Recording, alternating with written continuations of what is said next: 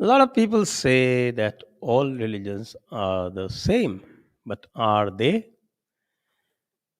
Can two systems, one which is trying to function in consonance with the nature, and the other which treats nature as something that is just for serving its cause, can they be the same?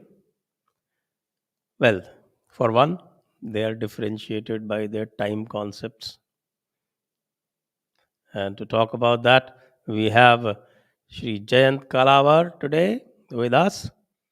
You know him. He's a lifestyle coach, you can say, or I would say he's a life guide.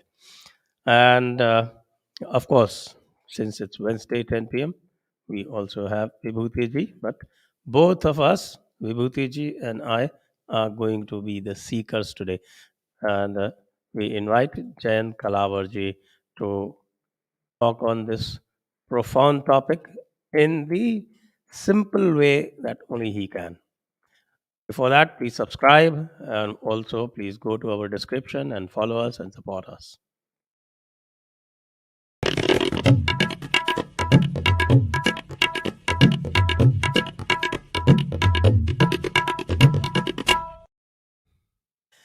Namaste, Namaste Vibhuti ji, Namaste Jain ji. Namaste. How are you? It is Wednesday, so I must be there. It is 10 p.m. in India now. So, Okay, Jayant, welcome to the show. Thank you very much.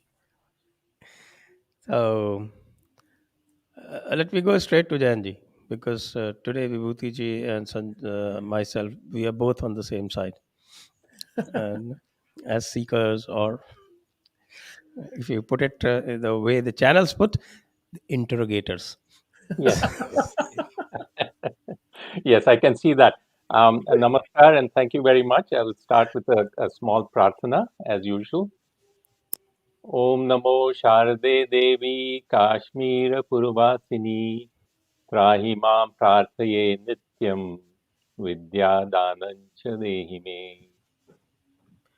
So, with your Whatever I, permission, yes, go let ahead. let me just introduce the topic and put the questions to you.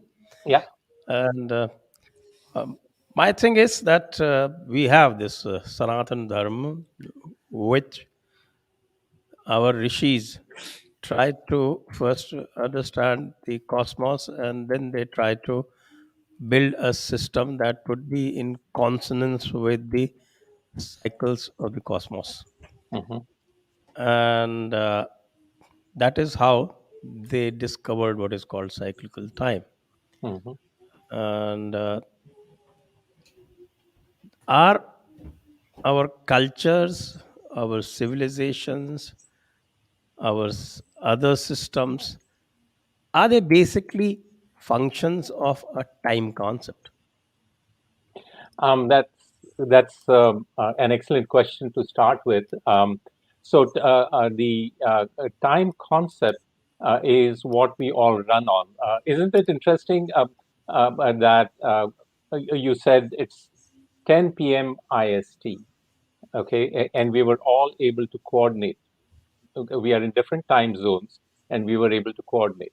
Right here, we have an example of how time bound we are. We need to know what time we are all in. We can coordinate together, and that's what drives the coordination and the social systems. That's what enables coordination, cooperation, collaboration, as well as competition among humans. Right? I mean, that's the basic thing about it. Now, we are based out of GMT, Greenwich Mean Time.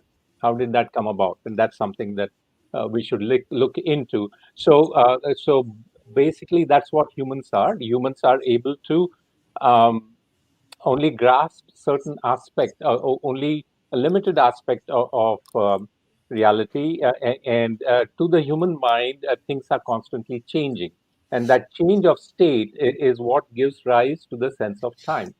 And now we then have to coordinate with each other and say, what is that change in state of time? Uh, all of us will measure together so we can come together at a certain point in time and do things and work together. That is the simplest concept. It's all about the limitation of our mind that gives rise to this. So now, do you want to ask the next question? Have I answered your question a little bit, perhaps?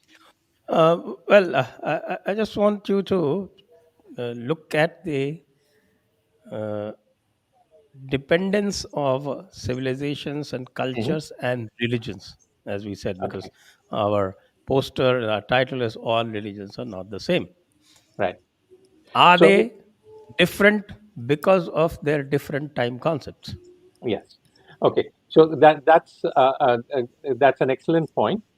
Um, uh, that word religion gives me a problem and a challenge, but I'll keep that aside for now. I may come back to that because You that can word. say term oblique religion. Right, right. Because religion is a word that was invented by Christianity for purposes of discovering religions elsewhere and calling them false, so that they could then sell us the true religion. So, cultures really, or dharma, as you say, that which supports. Dharma is that which supports our ability to be in sync with the cycles of the cosmos. The Veda specifically goes beyond nature. Nature is just the sensorium. Whatever we grasp with our senses, that we call nature.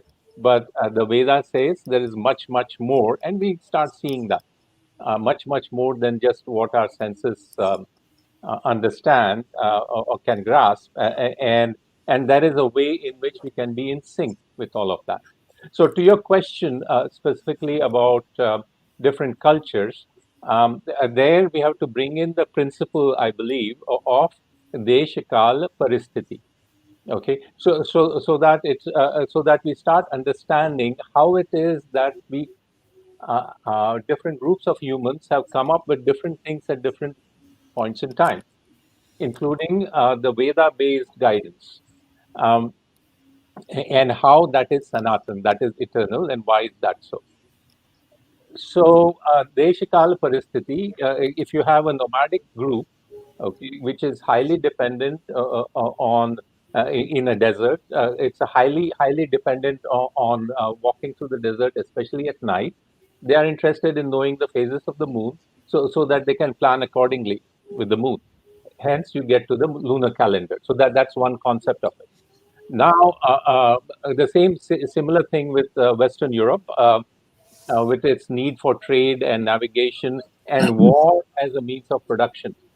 War as a means of production, which said, okay, we probably can make war better in spring than in winter. So we are going to.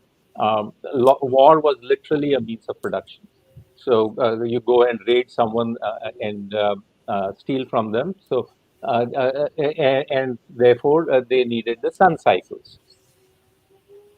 Where does religion come in all this, and where does this concept of belief in time for humans come in?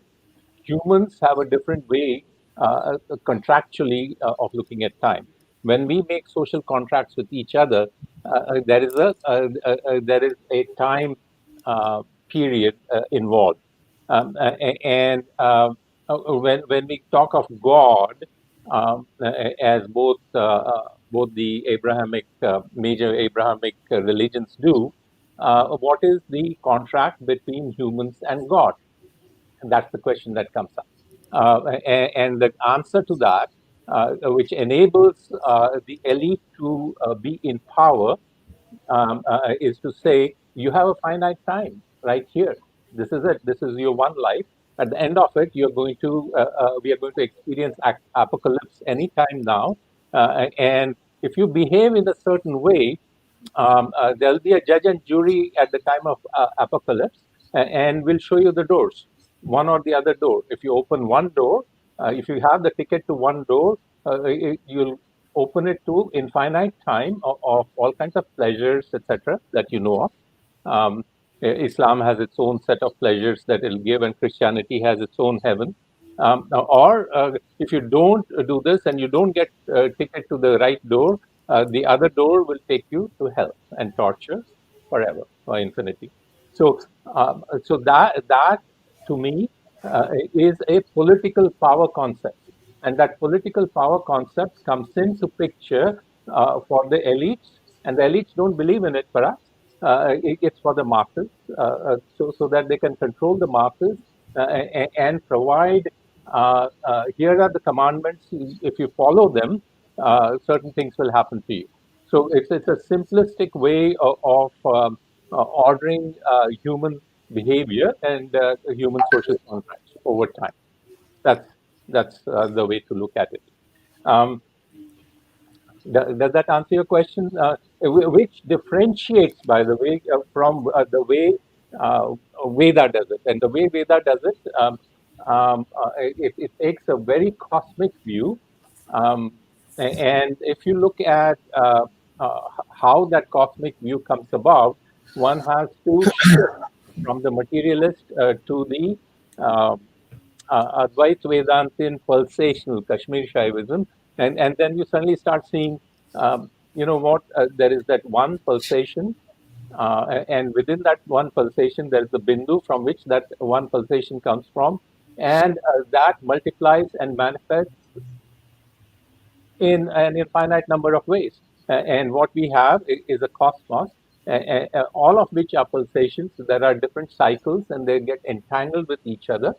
And through that entanglement, one of the manifestations is the human manifestation, and that human manifestation has a particular set of cycles within itself, and also to flourish, it has to learn and understand the cycles around it. So that is the difference. Now we can start, if you wish, talking about how um, people, our ancestors in India, tried to apply that guidance at a down to earth level. Yes, Or certainly, you still want to? because Yeah. we have these curious situations that there we have these two systems. Hmm. One which measures time as an infinite concept, and it is an infinite concept in all senses. It doesn't Hmm. change with the situations. That is the Sanatan system, or even the many other pagan systems. Whereas you have this artificial Abrahamic system where time is finite for some time, and Hmm. then it becomes infinite. It puts you into an infinite heaven or hell. So that in itself is a logical fallacy to me.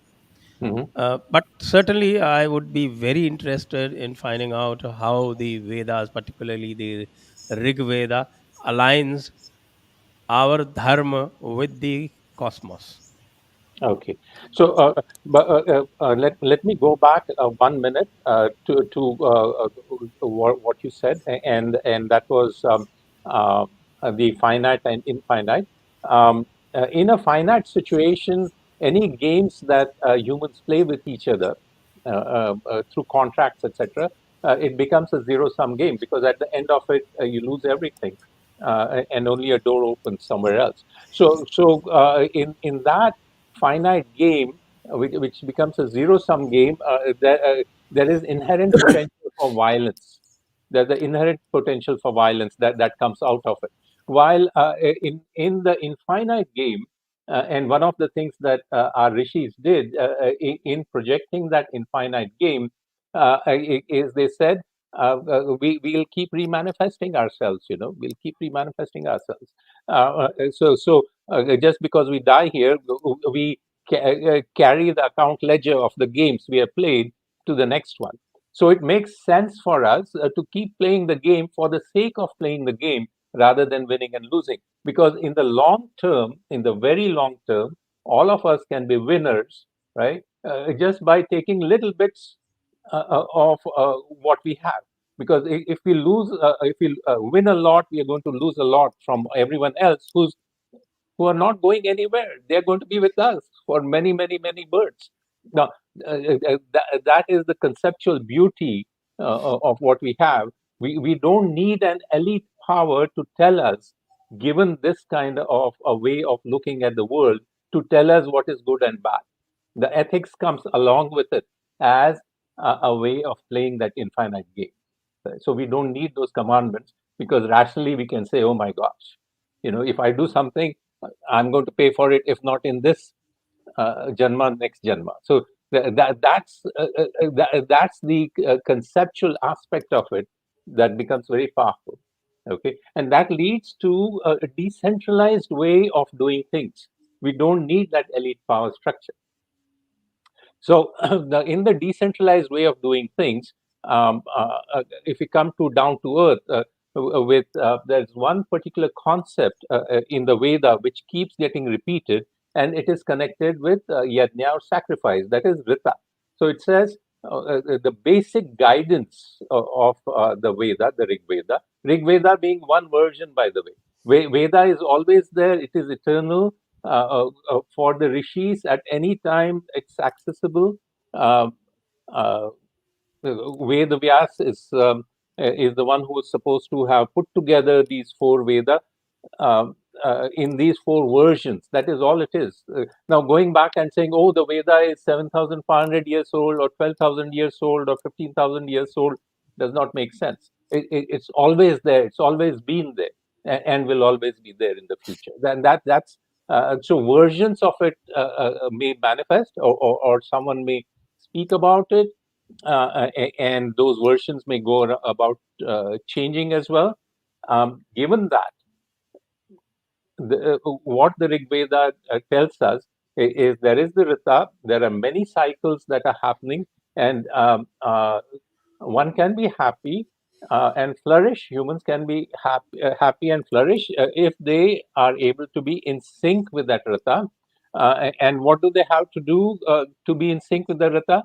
They have to figure out what are the desires that they have which don't go in sync with that Rita, with those cycles. And if they are able to sacrifice those desires, right? All the sacrifices that are described are those which go against the Rita. Then the whole cosmos will support you. And that is what Dharma is. The Dharma is basically to figure out how to be in sync, SY and C, sync with Rita, in a way that um, it supports us. And how? By giving up certain desires, specific desires. So that's and that's where it came about. Okay. Now, to give you an example, then, how is it that India, Indic civilization flourished for millennia over millennia? Um, how did people coordinate? So they said, if we have to be the Purva Mimamsas. Okay, last time we spoke about how different ways of interpreting the Mimamsa of the Veda, we all have to come together. Uh, this time, I'm going to attempt, what I'm attempting is the Uttar Mimamsa perspective of Purva Mimamsa, rather than debating each other. If I look at the Purva Mimamsa perspective from a Uttar Mimamsa tells me about pulsations, and Purva Mimamsa tells me basically I'm down to earth. Okay, don't tell me these highfalutin things. I want to look up in the sky and see what cycles there are. The Veda tells me I have to be in sync with the cycles, and I'm going to figure out how given whatever I have, how I can be in sync with the cycles. So they look up in the sky, and they see that the moon goes 12 degrees away from the sun. Okay, and approximately every 30 days it comes back to the same point with the new moon. So they started figuring out exactly how that happens. They started figuring out the seasons. They started figuring out how the moon impacts the water levels on the earth, not just the oceans, but also in the rivers, in the soil. They started figuring out how that Rita, the cycle, is everywhere. And in the process came up with um, ways of saying how we can put together a panchang, which can start predicting when there will be full moon, when there'll be a new moon, when there might be eclipses, or when the seasons will change, when there'll be an equinox, and so forth. And based on that, come up with the cycles of uh, sowing, of harvesting, of going to market, of what marriage seasons might be good, when it doesn't come in the way of agricultural seasons, all those things. Okay, so and how do you do that panchang? How do you come up with that panchang? Now, this is where an interesting situation arises. So that panchang, um, every latitude and longitude point, the observations are different. The observations, the exact new moon down in Chennai is at a different point in time than in Delhi, for example. How do you come up with that? How do you come up when what the tides will be in Chennai versus when the tides will be in the Ran of Kutch? So the Brahmins who were trained to do the observations and come up with the panchang had to be distributed all over the place to be able to do that. And they had to do Sandhya Vandana 3 times a day. By doing it 3 times a day, they were actually making observations. They were making observations. When did the sun rise? How far was the moon from the sun at that particular latitude and longitude? Because there was really no centralization. um, and you'll notice that every region of India has had its own panchang. It's not just north and south.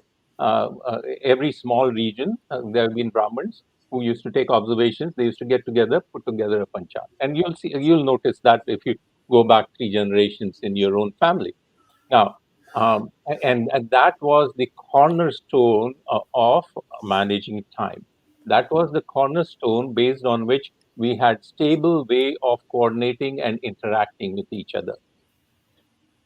One other point is because the services of these Brahmins were so highly valued, and they had to live such strict, austere life. They had to be up early in the morning and make those observations, um, and all through the evening as well, uh, that they had to be protected.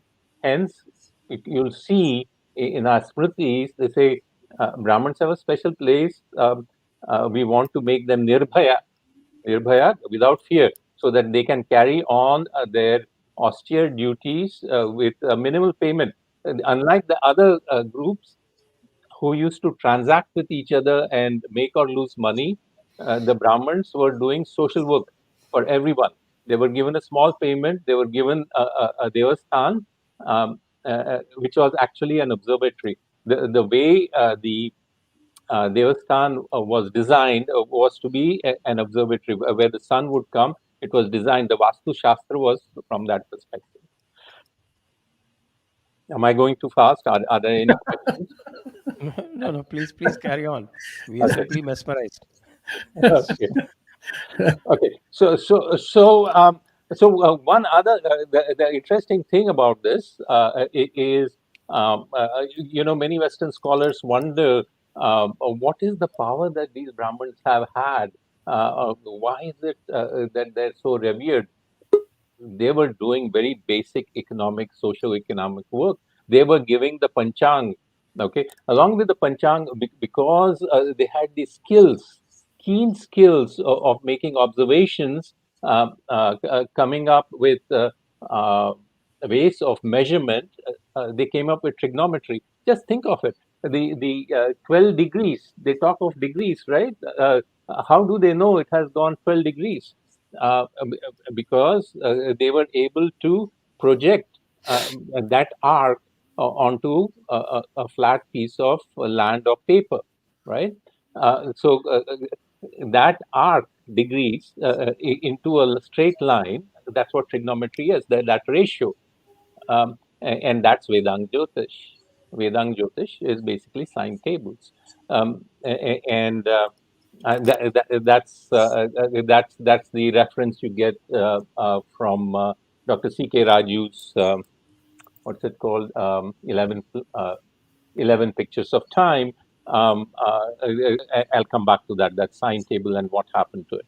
And what, so, um, how is it that this way of managing time, and a set of rituals which were designed to ensure a disciplined way of measuring time, how is it that it spread?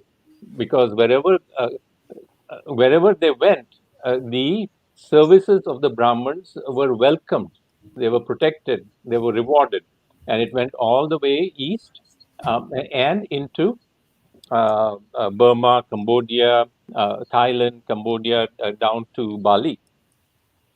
How did that happen? This knowledge was conserved and transmitted through a partial endogamy. The partial endogamy was that Brahmins taught their children how to do this, um, uh, and um, uh, and then the children's children, etc. So they had a rule that you have more children, more sons than you can employ in a particular village. So they had a rule that if you go east, okay, just like in the US, they used to say, "Go west, young man." We used to say, "Go east, young man." So when they go east, they were allowed to marry someone local, okay, and and then carry on their skills, whatever they did. They kept doing that. So believe it or not, if you go to Bangkok and Thailand, you will find Dubais there. You will find Dubais there if you look for them. Now, uh, that is how it spread.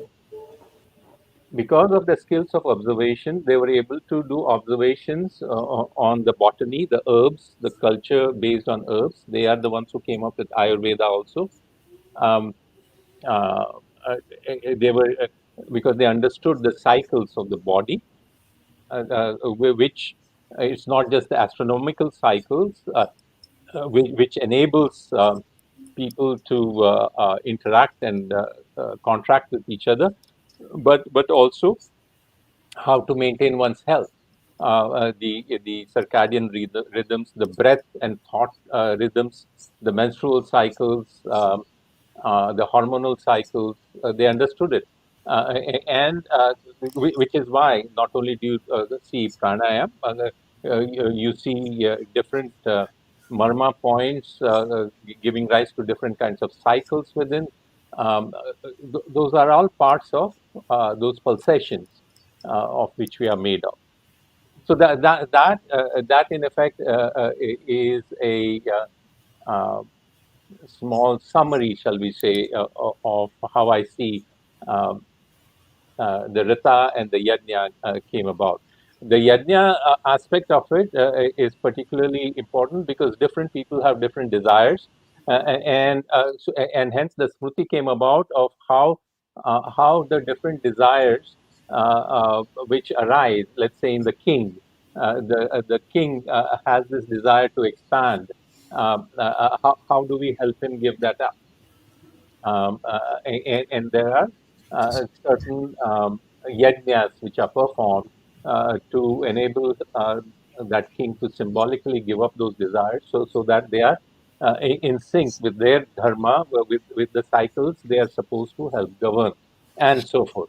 So that's basically one way of looking at it. Those who are in business, by giving dan, giving charity, giving dan, they are sacrificing those aspects of desires which will take them out of sync um, with doing business. So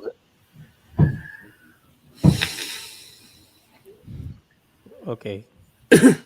The that pretty much proves my point that if you're not the time actually, when you say that infinite times uh, gives what is called a non-violent outlook, and finite time by its very nature produces violence.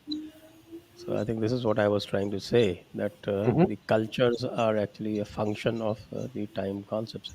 Vibhuti, you have any questions at this I point? have, it is one of the nicest things happens in a company like this is that you feel nice, good seeker, because you declare yourself, as a famous phrase says, self-declared ignorant. That's what I feel in this moment right now, and learning a lot. As a seeker, you learn a lot. So that's the biggest lesson in learning. First, declare that you do not know anything, and that's where you connect the dots. So as I was listening to you, your question, Sanjay ji, and Jain ji's eloquent answer, I picked up certain words: trades, cosmos, cyclical flow, and varieties of things. And I was taken back to my economics class of economic growth and development, in which Joseph Schumpeter's cyclical theory of creative destructionism came into play. And I remember that, cosmos and cyclical theory was imbibed by Joseph Schumpeter, right? And who regarded economic development as a dynamic and discontinuous process. Society progresses through trade cycles, but you create new cycles based on innovation and technology and credit, which creates a new cycle of development. And it thus a new continuity is maintained. That brings me to a very important issue here is that, you know, as I say it, that I understand and accept what you said, JNG, but Mm. now I'm making an inquiry, two inquiries, so that we can cover all the thing in the same time. You talked about the Brahmins produced panchang. I have the panchang which I'm supposed to send it to you. It will go today afternoon, Okay. so it will come to you You're today. you're waiting for the muhurt. Yeah. I was waiting for the muhurt. You said it right. आज मुहूर्त निकल गया उसका. And that's the point which I was trying to say to you is that I understand that Brahmins produce the panchang, in different parts of the country. It had all the resources, timing for marriage, just and everything was there.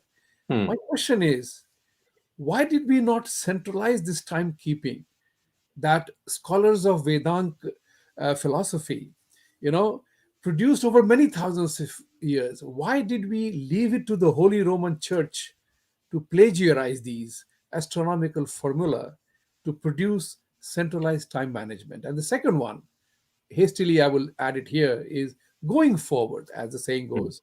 Our main competition is the formidable technology based on global timekeeping, which today drives our lives down to the microseconds. How did you see any role that the guidance on Rita from Veda can play in this context? Yeah, very challenging questions. Um, First of all, you're absolutely right. I'm here as a seeker too, very much a work in progress, फिर and हमारा क्या हाल होगा स्वामी? they, seriously. We are all allowed certain insights at certain points in time, which we try very hard to articulate. So, so to your first question about why did we try to centralize? First of all, let me just say that you're absolutely right. As uh, Dr. Raju says in the 11 Pictures of Time, in 1582, around 1582 or so, or before that, Jesuits came to Kerala, learned Vedang Jyotish, basically the sign tables. They learned about the sign tables, took it back, and put together an algorithm, a formula to so that they could start predicting over long periods of time the movement of the sun, moon, and the earth, and therefore come up with a steady calendar. If you notice, the Islamic calendar keeps moving. They don't have a steady calendar. What we had was the luni-solar calendar, which we knew how the movements were, and we used to correct it. We used to correct it not only for the lag in the moon. We were able to correct it also for the precession, the changing of the equinox points, as well as for the nutation, which is that um, um, within the precession, there's a change in the angle itself. It's not that it's only a 23.5-degree angle. Even that angle changes. So there is that mutation, and we understood that. We understood that. Um, so. So they took it and they centralized it in 1582, and by 1800 um, uh, um, they were able to use that calendar and that navigation system that came out of it to colonize. And by 1800, Madras Presidency had the Madras Presidency time now, not based on the local panchang anymore, but connected to GMT. Greenwich Mean Time came into picture. Okay, and later on by 1850s, after 1857, the Bombay Presidency also had that time. That's the power of having a centralized time that came out of it. Now, why? What was it that made for India and our culture to continue with the a decentralized time? Why didn't we climb on to, after all, Vedang Jyotish had given us the ability to create the same. We used to do the trigonometry, we used to use the sine tables, but we didn't centralize. Why did we not centralize? So now I have two. I don't have a direct answer, but I have uh, two speculations about it. Okay, one speculation is that uh, we were um, we were in a stable state. We were in a stable state, such a stable state. We thought we had the world. Why do we need to change? So that there is that inertia, right? I mean, um, in artificial intelligence terms, it's called the local optima. We are on a small hill and we think we are top of the hill. We don't see the mountain ranges out there where our enemies are coming down on the, you know. We don't see that. We think we are on the top of the hill, and that's great. So that's the local optima thing. Also, about 2,500 years ago, um, and before also, the Purva Mimamsans were challenged. Okay, the Brahmins were challenged, the ritualists were challenged. The challenge from within our culture, and that's the beauty of it. We do challenge ourselves, right? Uh, uh, uh, uh, we were challenged, and the Brahmins were asked, "You promised us that we have to try and be in sync with the Rita, okay, and we'll be happy, right?" And what did Buddha and Mahavira say? We did all that, and we are not happy. I see suffering all around. What's happening? It's not working, right? They were the Kshatriyas. They were supposed to protect the Brahmins, but they said it doesn't. It's not working. Because it's not working, we are going to come out with our own way. And how is the suffering going to stop? Not from outside. It's not going to stop from outside. We have to do something inside. Okay, so it was that break. That's one of my speculations. So that break of the Kshatriya stepping down, okay, from maintaining the state and growing the state, it is because of the growth of a centralized state that the West was able to do what they were able to do, right? Inherent in Islam also, there's a centralization of the Caliph, right? Which enabled them to do what they were able to do. At some point in time, maybe we were so happy that we gave up that thrust towards creating that centralized state where people who had the ability to uh, uh, provide the intellectual guidance were no longer needed to be protected. They said, "Oh, what you promised doesn't work," and whether that weakened the whole concept of how to run the state was weakened, and we never got to that centralization. So that's one. Okay, I've heard this from uh, how shall I say, senior Maharajas who are still around. Uh, about 20 years ago, 25 years ago. Um, uh, you may know some of the names also, but they gave exactly that reason. Because they come from dynasties, and they said that this is what we have heard from our forefathers. That's where we gave up, and because we gave up, we didn't come together. Okay, so that's one. The other is inertia. Inertia also. So Brahmins themselves were so happy with what they were doing, and they were so happy that they had a way of subsisting with their knowledge. They could carry on to the next one and next one, and maybe they didn't see a reason to change and bring together a change.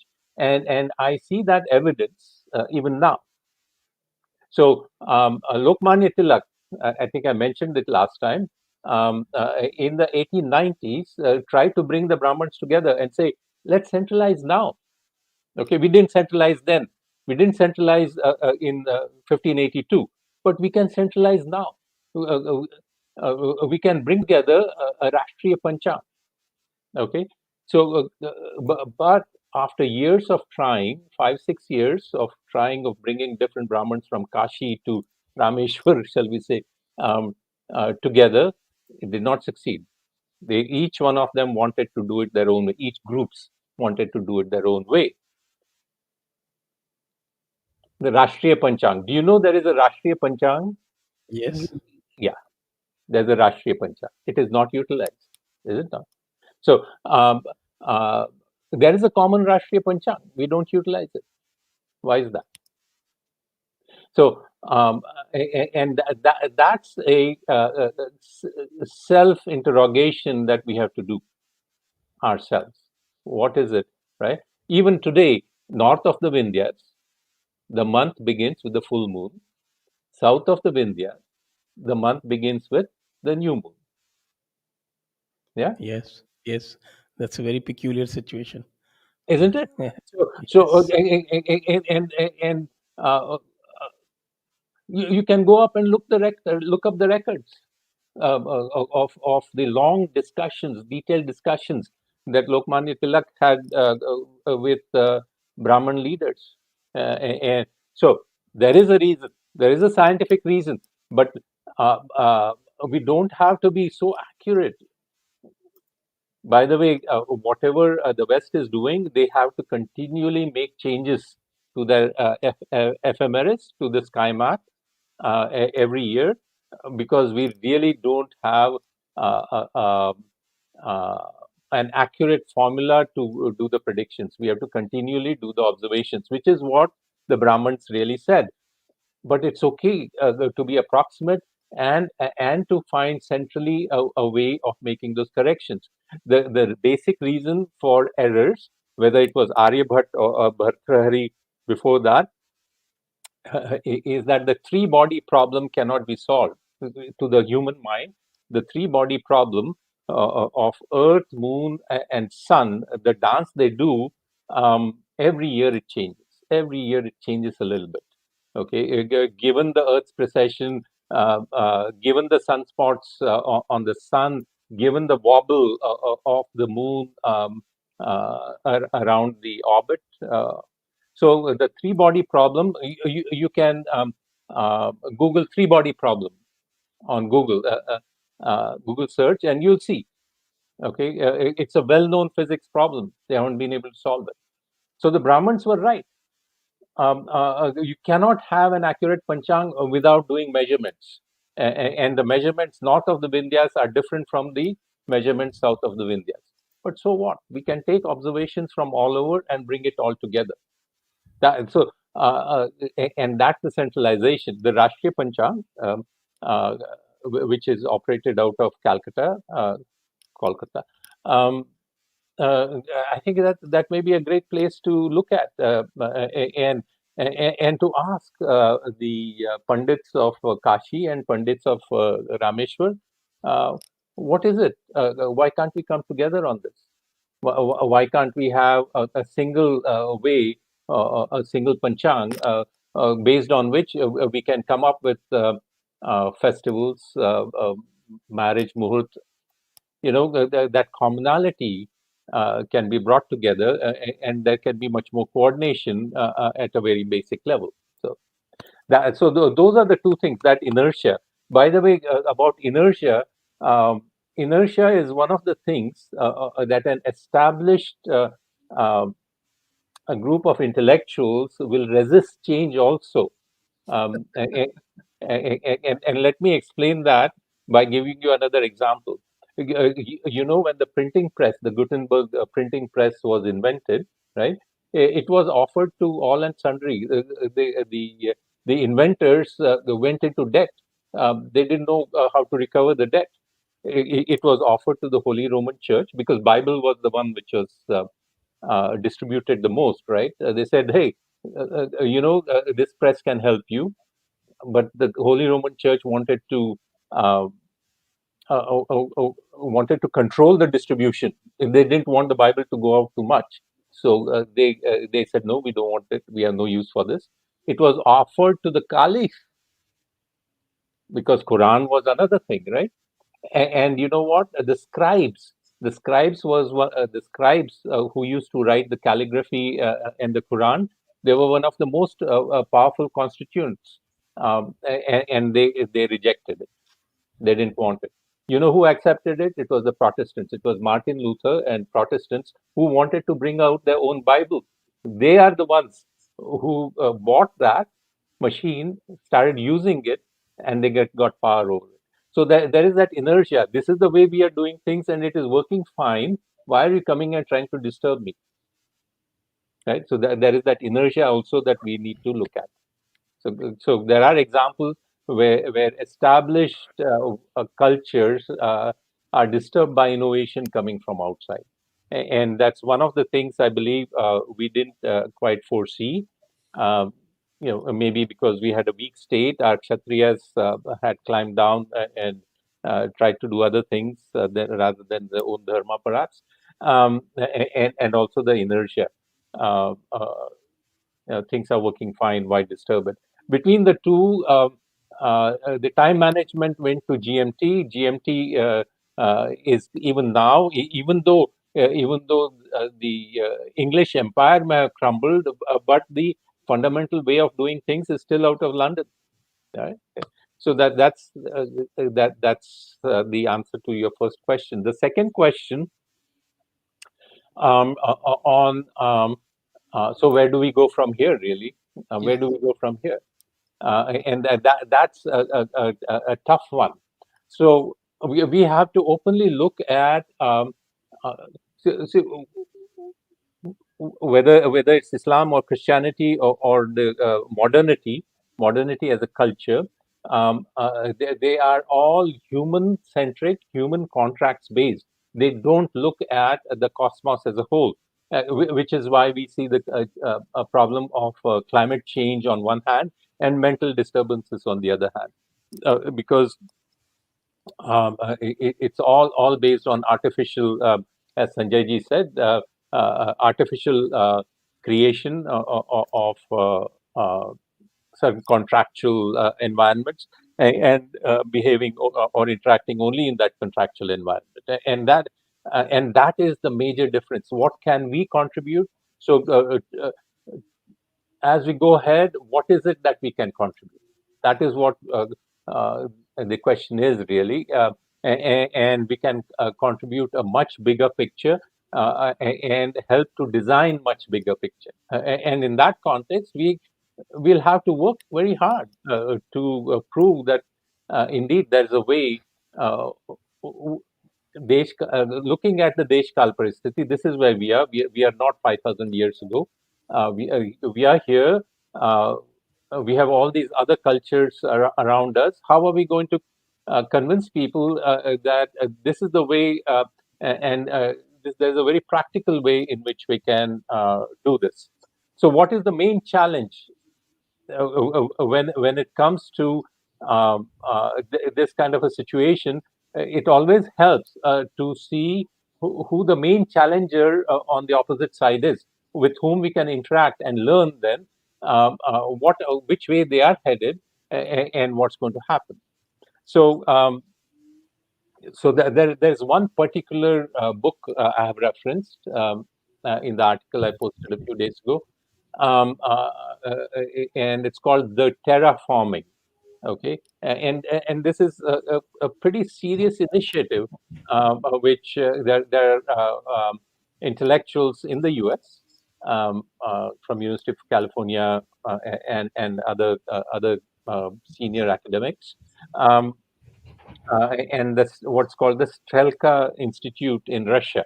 Between them, they are envisioning technologies to say that let's assume that the Earth, through climate change, is going to rapidly deteriorate, and it's going to be, let's say, not quite as bad as Mars, but you know, pretty bad. So we have to plan on creating encapsulated cities with encapsulated environments, and those environments will have its own cycles, which will be independent of the Earth cycles, etc. So that's where they're headed.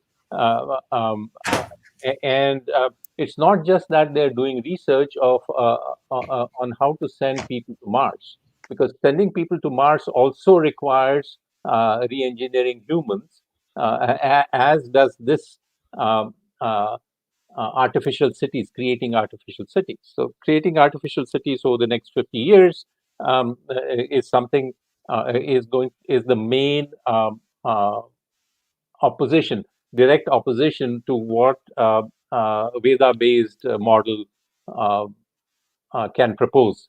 And if we are serious, we'll study what they are saying as a Purva Paksh, and come up with our proposition, and say how what we are saying is going to be better than theirs. Um, that's what I would say. I would say there's a lot of hard work we'll need to do, because and I'm not saying we should not use all the technologies that are available. We can use and should use technologies that are available, which will enable and assist us in being in sync with the cosmic cycles, rather than trying to create artificial environments. But that's what it's going towards. Okay, so we are almost 52 minutes. So, I will do is that I will ask you one small questions before we move to the audience questions. Hmm. And that is that when we compare between the dharmic paths and the Abrahamic religions, we find that there are three fundamental differences, and that is time concepts. The second is logic concepts, because we follow multi-valued logic and they follow binary logic. And then there is the epistemology, where we largely favor the pratyaksha praman or direct evidence, whereas the Abrahamics follow a complete dogma. Now, my question to you is, uh, are these three concepts independent, or the logic concept and the epistemology is also a function of time concepts? Um, that's a very good question. Um, if I go back to uh, how Advaita sees the human manifestation. Um, so the human, there is the buddhi, which because of Sakshi's power of awareness, the buddhi is enlivened, and it is dependent. It is a dependent rising, and the buddhi. Uh, uh, forgets that it's actually dependent on Sakshi. It starts thinking of itself as independent. That's where the sense of I-ness and Jiva as independent of the Aham Brahmasi comes in.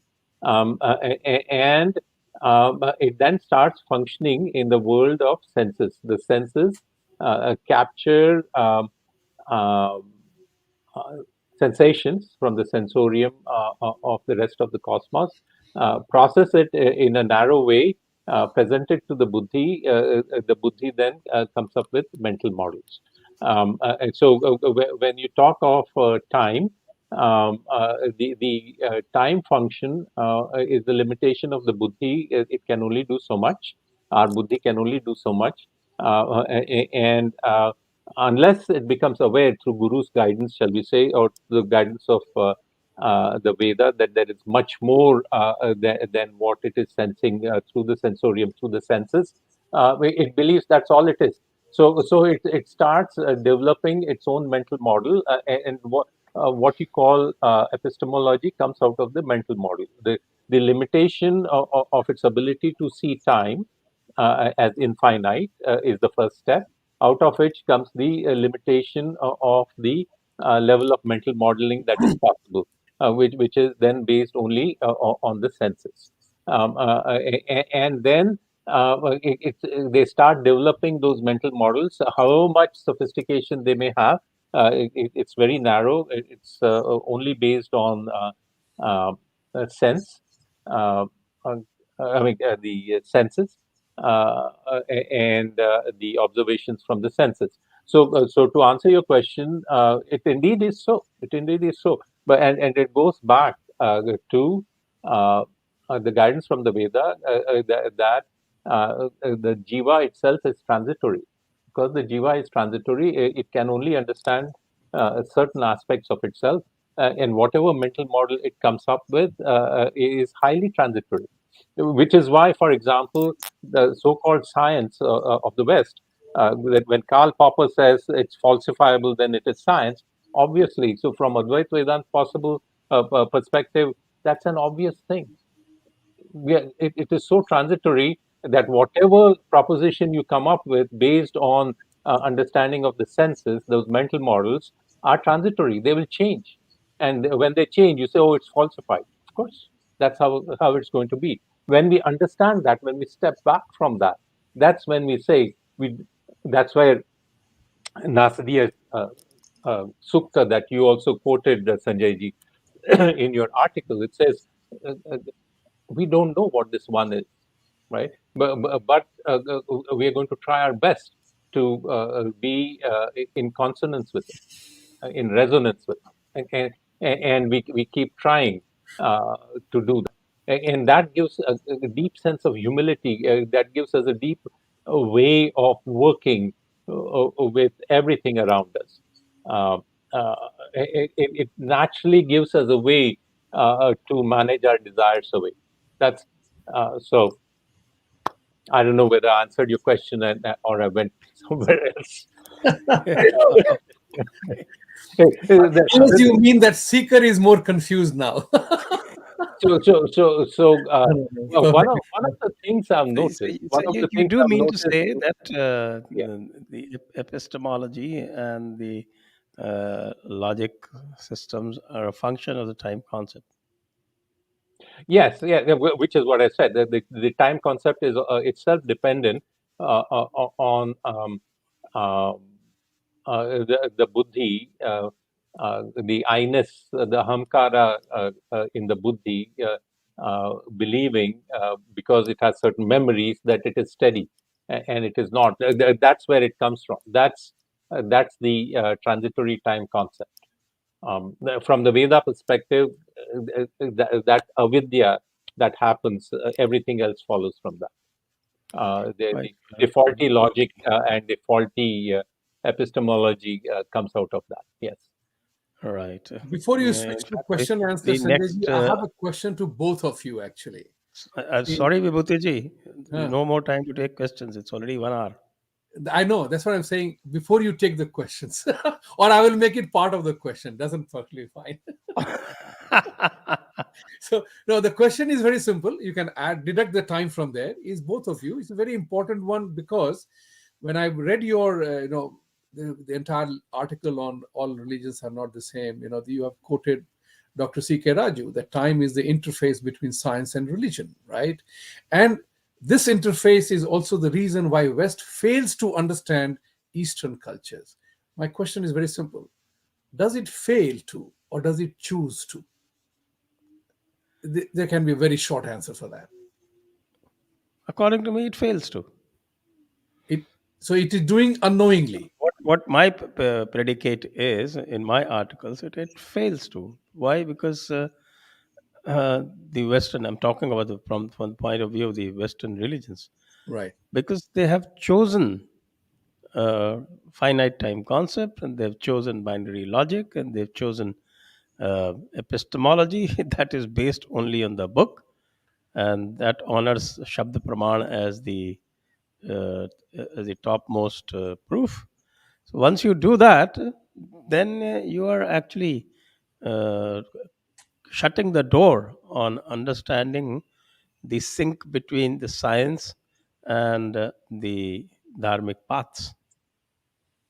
I think that point about Shabda Praman is a very important one, because when they say at the beginning there was Word and the Word was God, in the articulation of the Shabd itself has much lower level of reality than even the mind. And then the construction of the meanings that come out of it.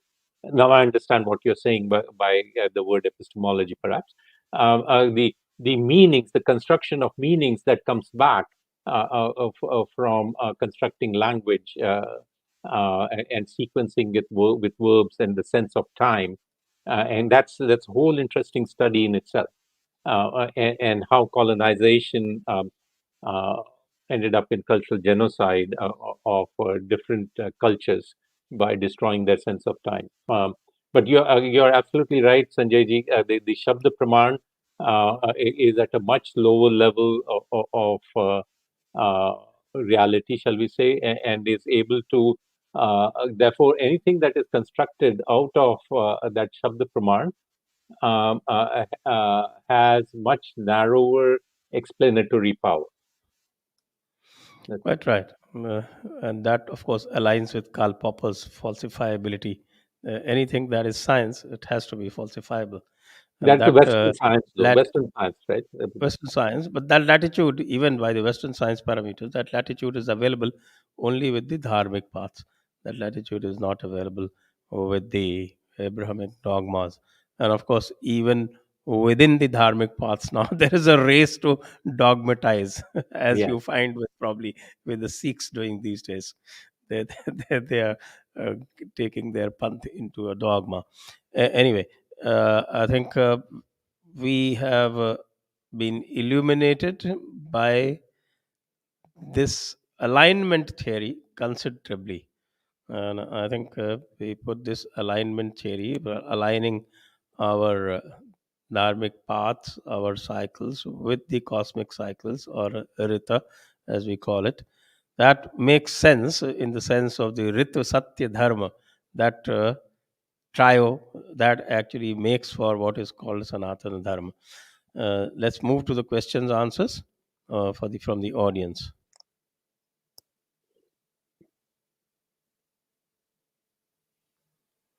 Shorajit Banerjee, Pranam Guruji. Why and how time call is circular? Not circular, but cyclical. And if we explain, I think I'll take it to how to explain black hole with Sanatan concepts, so Kala Bhairav. I think we can refer him to Dr. C.K. Raju's books. Yes, I Jayant, think that. Yes, yes. I think that. So let's put it this way: how to explain black hole concepts? Can we say black hole concepts? Because the thing about black hole, they are models. They are mental models that physics has come up with at this particular point in time. Or last year, maybe. It's the received model. If you catch up with a physicist, they'll talk about string theory, in which there's no need for black holes. Um, uh, there are different models of physics. Physics itself is mental modeling.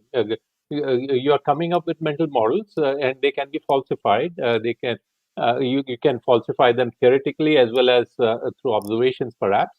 But why is there this sense of a need to explain a black hole with Sanatan Dharma? I mean, that's the thing. We are accepting something else as the truth. When here the assertion actually is that whatever that truth is, quote unquote, is transitory. And there is something much more which has more explanatory power. And it is not Sanatan Dharma per se, it's Sanatan concepts or whatever you call it. And that's what you have to look into. You have to look into um, what avidya is, what sakshi is, first of all, and what human manifestation is. I would recommend uh,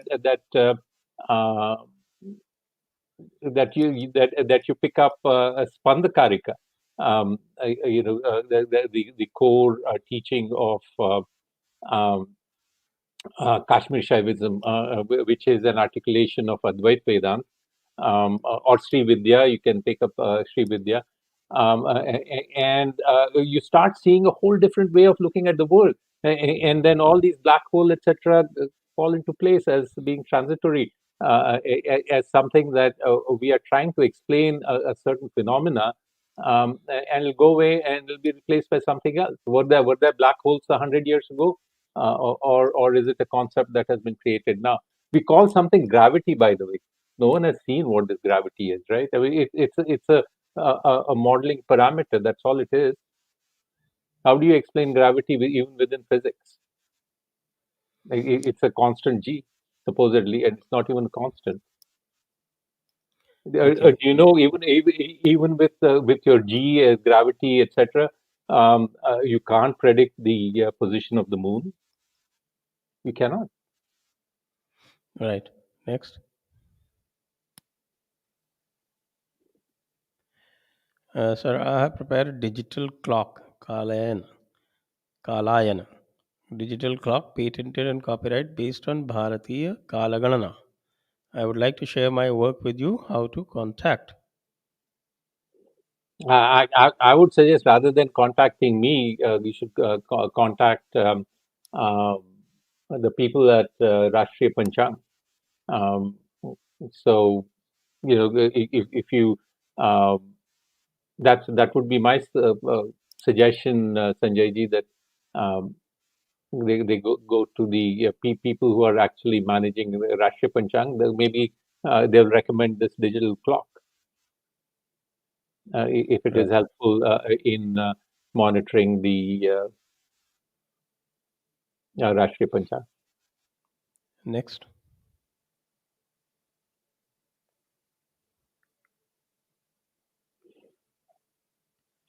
Jarasandh पहले जन्म लिए थे या कर्ण? Sanjay sir, Jarasandh जो थे वो कंस के ससुर थे, फादर इन लॉ। तो अब आप वर्कआउट कर लीजिए, इससे स्पष्ट हो जाएगा। और कर्ण जो थे वो अर्जुन और इनके समकालीन थे, तो इसलिए निश्चित रूप से जरासंध बहुत बड़े थे। With that, we come to the end of this session. Thank you, all viewers. Jayant ji, thank you so much. Vibhuti ji, thank you. A great session, and lots of things have been clarified, and it gives me the impetus to build upon that series that I had written. Thank you once again. Jai Hind, Vande Thank Mataram. you. Jai Thank Hind, you, Vande Sanjay Mataram. ji. Thank you, Vibhuti ji.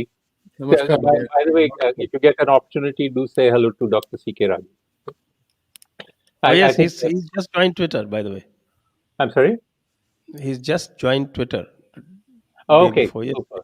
Oh, super. Great. I will check him out. Great. Wonderful. Press the bell icon on YouTube and